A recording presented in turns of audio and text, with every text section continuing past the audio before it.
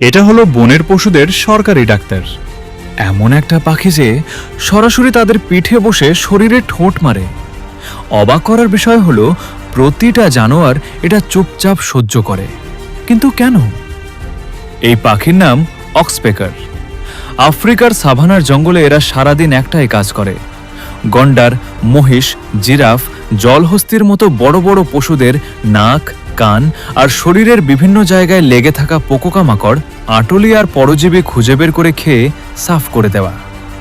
প্রাণীটা একটুও বাধা দেয় না, কারণ সে বুঝে এই পাখি তার ক্ষতি করতে আসেনি, এসেছে সাহায্য করতে। পাখির খাবার জোটে জানোয়ারের শরীর পরিষ্কার থাকে, দুজনেরই ফায়দা। কিন্তু কাজের খাতিরে কখনো কখনো আহত জানোয়ারের উপরেও কাজ করতে হয় এই পাখিকে।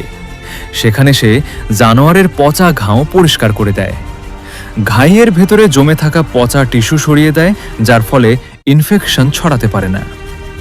গবেষণায় দেখা গেছে এই পাখির সাথে থাকলে গন্ডার আশপাশের বিপদ 2 গুণ বেশি তাড়াতাড়ি টের পায়।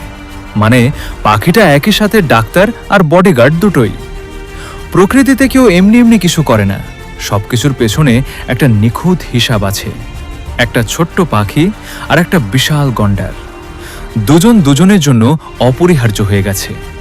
কেউ কাউকে ঠকাচ্ছে না, কেউ কাউকে এ ছেড়ে যাচ্ছে না। নিঃসন্দেহে আল্লাহ সবচেয়ে সুন্দর সৃষ্টিকর্তাই।